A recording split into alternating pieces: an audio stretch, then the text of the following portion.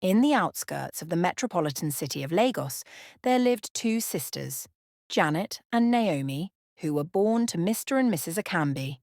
Mr. Akambi was a poor but hard-working farmer, and his virtuous wife, Mrs. Akambi, was a yam seller who sold the produce from her husband's farm at the famous Mo village market. Janet was 5 years older than Naomi. She was tall and fair-skinned with very long hair, but she was also very arrogant, quick-tempered, proud and greedy. Nothing was enough for her. She wanted it all. On the other hand, Naomi was the embodiment of kindness, humility and meekness. She was very hard-working and helpful to her parents, and to top it up, she was a black beauty with a very lovely smile and a pleasant personality. Everyone loves her. Janet hated Naomi because she was very beautiful.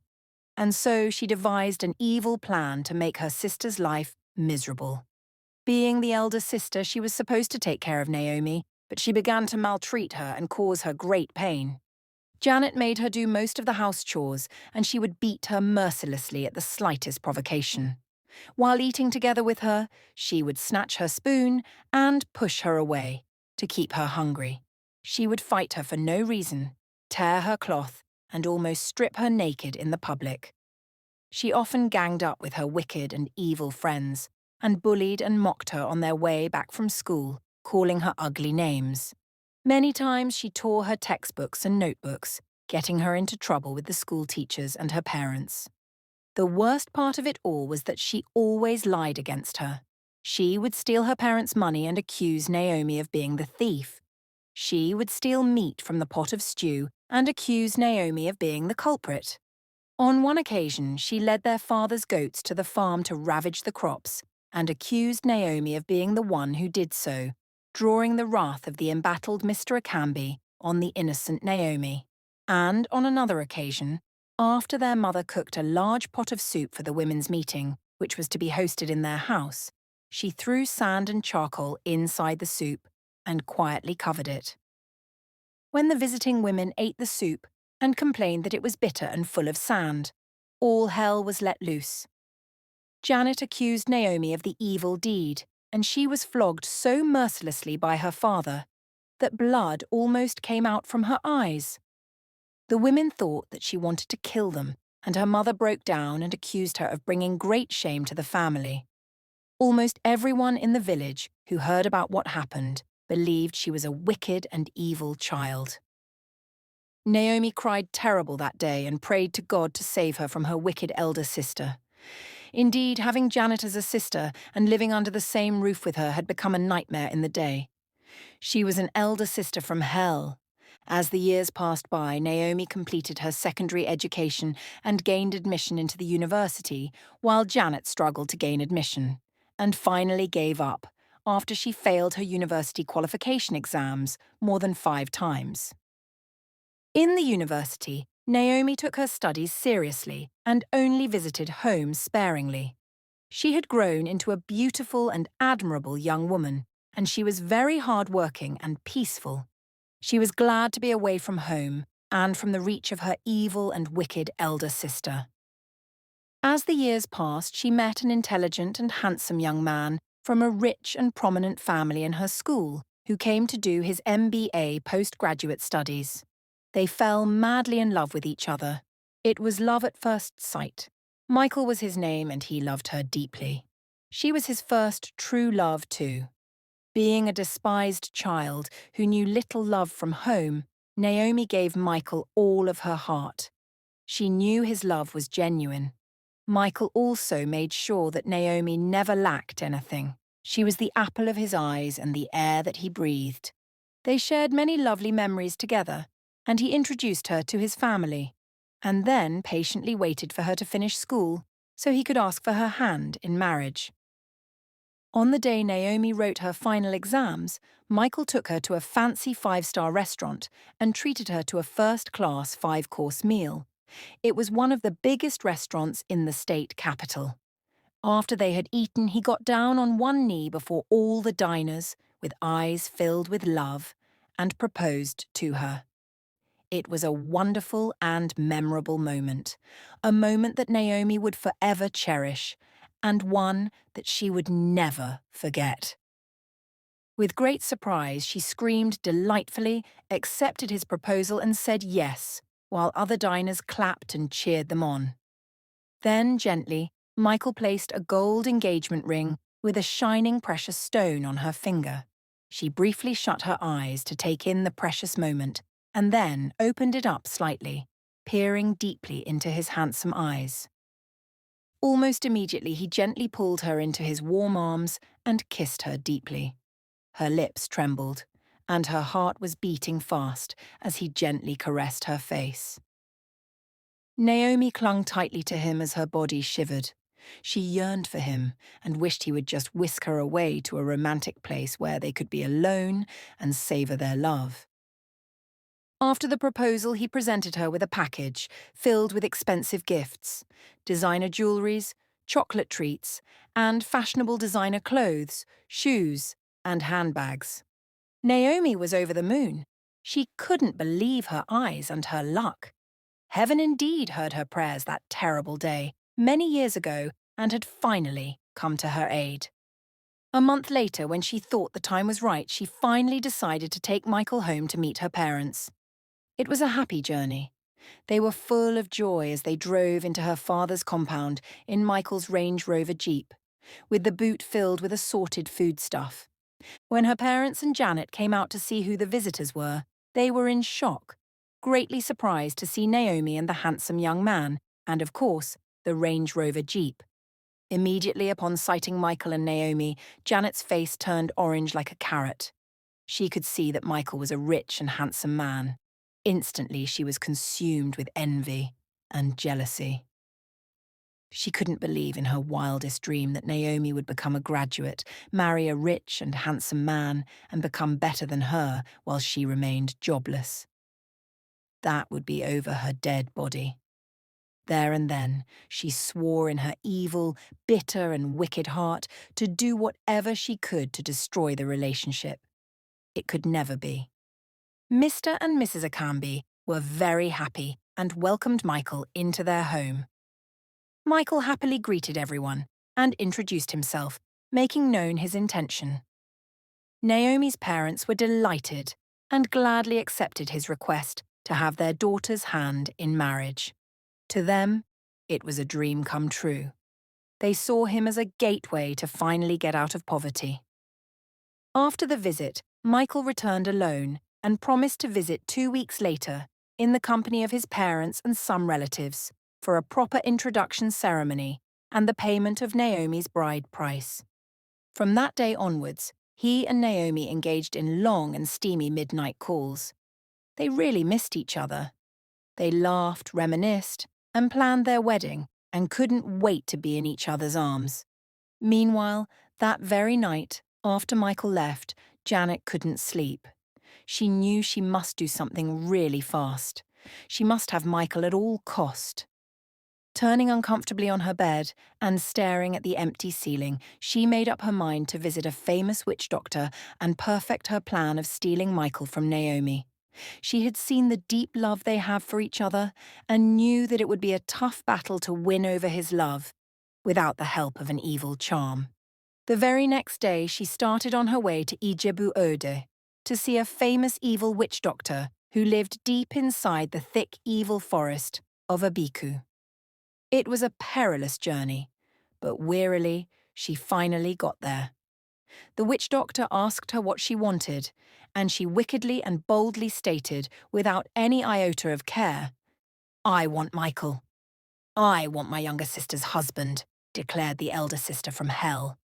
After further discussions with the witch doctor and paying some money for consultation, she was asked to bring 3 white pigeons, a chameleon, 5 kola nuts, a keg of sweet palm wine, some strands of her sister's hair, and a pant underwear she had recently worn.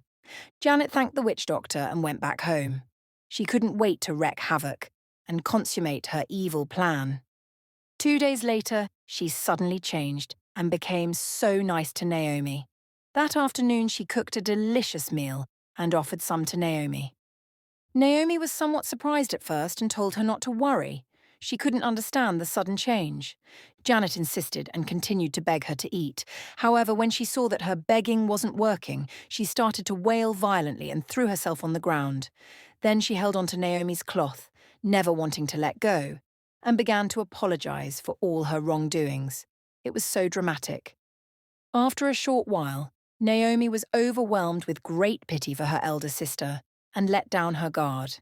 Being a kind-hearted young woman, she easily forgave her, assuming that she had truly changed for good. The two sisters hugged and made peace before enjoying the sumptuous meal.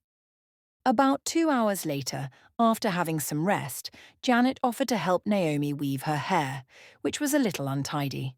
Without any suspect of foul play, Naomi happily agreed and sat down quietly for a nice weave. It was a beautiful weave. Janet wove the latest style. But unknowing to Naomi, she had gently plucked off some strands of her hair and secretly hid them inside her bra. After the nice weave, as the two sisters laughed and gossiped about the latest happenings in town, Janet decided to do her laundry and offered to help Naomi do hers too. Naomi couldn't believe her ears. Indeed, something had truly come over her elder sister, and she had changed for good. So without thinking twice, she naively agreed and went into her room to bring her clothes. Janet followed her closely behind and helped her pick the dirty clothes. While they continued to chat and laugh, Naomi didn't know when Janet packed along her used underwear, including her pant. In the end, the laundry was done, but her pant wasn't washed. It was carefully hidden inside Janet's bra. That night, Janet grinned wickedly, happy with herself for easily securing the two most precious items demanded by the witch doctor. The very next day, she started again on her way to Ijebu Ode. When she got there, she stopped over at Ijebu Market, where she procured the remaining items before heading to Abaku Evil Forest for her special appointment with the witch doctor. When the witch doctor saw her, she smiled wickedly and got to work. After 3 sacrifices were performed in a shallow river, where Janet knelt naked inside the water, and the witch doctor bathed her with smelly, diabolical substances and chanted some incantations, she was given a white charm and a black potion. The witch doctor told her to add the white charm in her bathing water, and that she must make sure that Michael sees her first, before Naomi, on the day of the introduction. She told her that once he sees her first, all the love he had for Naomi would be instantly transferred to her. She also instructed her to cook a delicious food with the black potion, so that everyone who eats it will fall under her spell and begin to do as she says. Janet was very happy and paid the witch doctor generously. A week later, on the day of the introduction, Janet secretly poured the black potion inside the large pot of stew and soup while they were being prepared for the joyful occasion. Then she quickly had her bath with the charm added in her bathing water and stood ready at the gate to wait patiently for Michael. Immediately, Michael saw Janet through the window of his Jeep. As he drove into the compound with his relatives, his eyes began to turn and had a sudden headache. After a brief moment, the headache was gone, and he got himself, but he had fallen madly in love with Janet. From that moment, he almost couldn't take his eyes off her. He drooled all over her like a helpless soul. At a time, his parents were embarrassed and felt very uncomfortable. They wondered if he knew what he was doing, because they came to marry and pay the bride price of Naomi, and not Janet. When they got inside the house of the Akambis, the guests were welcomed and greeted by Mr. and Mrs. Akambi and some of their relatives. Everyone was very happy, and Michael gladly introduced his parents. After the introduction, Mr. Akambi called in Naomi, who had been patiently waiting for that moment inside her room to come and welcome her future in-laws. But unlike the real Michael, when Naomi walked into the living room with the widest smile she could muster, there was no spark in his eyes. He didn't look like he had missed her. He didn't seem excited, and surely didn't look like someone in love. Naomi wondered if he was the same person. Surely this wasn't the same man whom she recently had steamy midnight calls with, and who told her that he couldn't wait to devour and tear her to pieces after their engagement and wedding. Instead, all his attention was on Janet. He flirted openly with her in the presence of everyone, which was a shameful sight to behold. Naomi felt very unhappy and wondered what was wrong. She tried to keep his attention, but it was fruitless. It was a real struggle to even get him to talk to her about anything. Emotionally, they seemed very far apart, no longer like lovers or two peas in a pod. Instead, they were like total stranger. Everyone present wondered what was wrong with Michael, and really became worried. People scowled at him and murmured silently because of his lustful behaviour towards Janet, who didn't even seem to mind. Michael's parents quietly tried to call him to order to avoid further embarrassment, but to no avail. On the other hand, Mr. and Mrs. Akambi silently prayed and hoped that he doesn't change his mind. Because what was happening before their eyes didn't look good. Trouble was brewing in the air.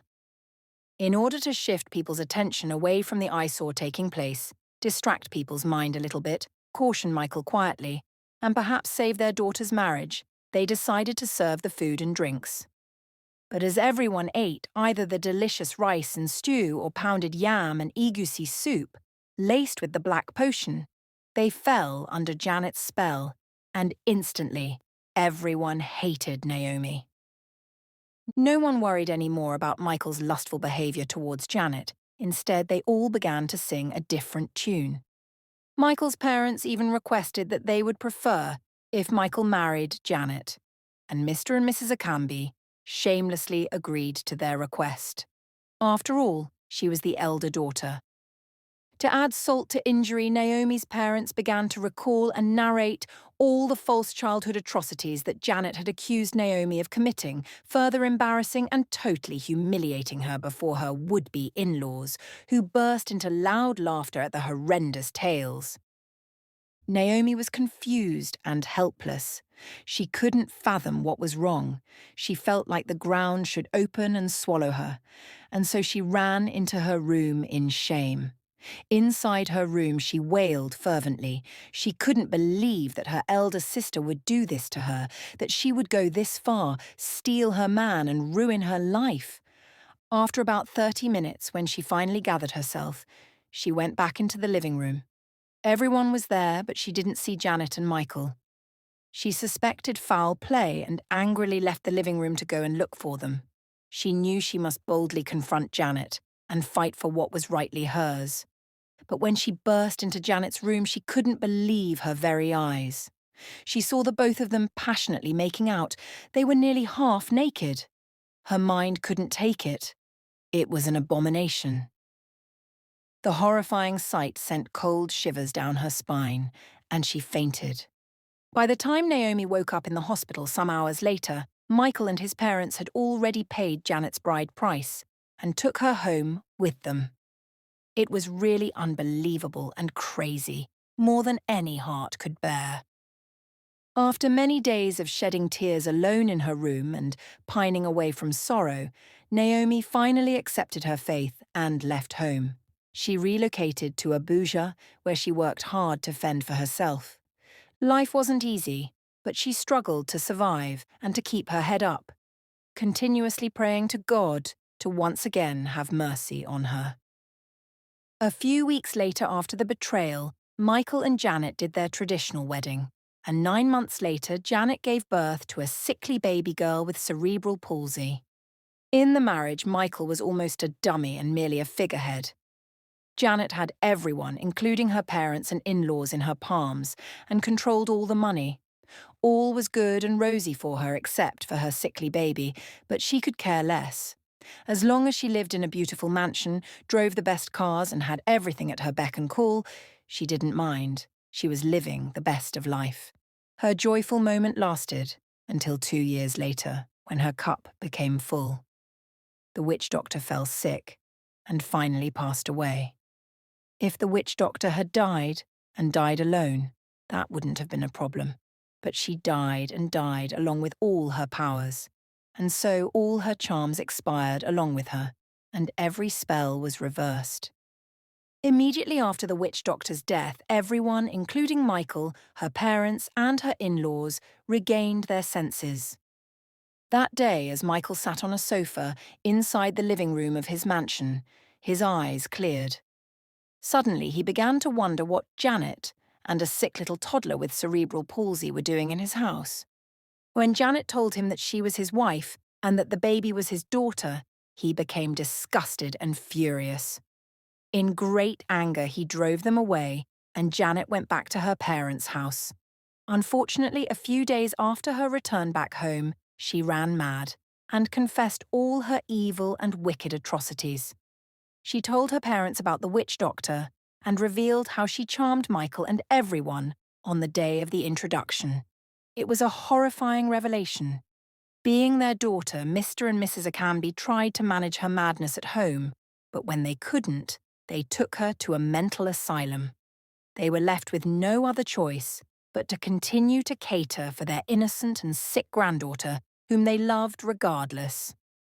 Michael's parents learnt of Janet's predicament and were happy that she was gone from their son's life forever. Since the spell faded from his eyes, all Michael wanted was Naomi. "Where is my Naomi? Where is my love?" he would cry day and night.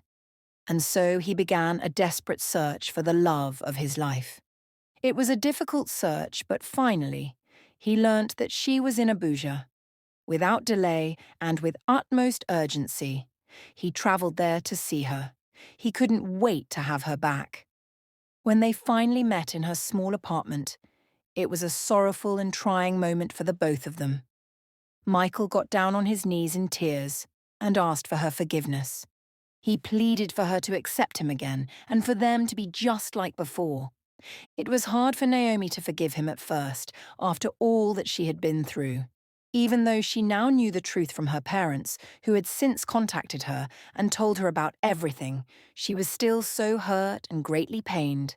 Finally, after so many pleas, she looked into his handsome eyes, had compassion on him, and with sorrowful tears forgave him.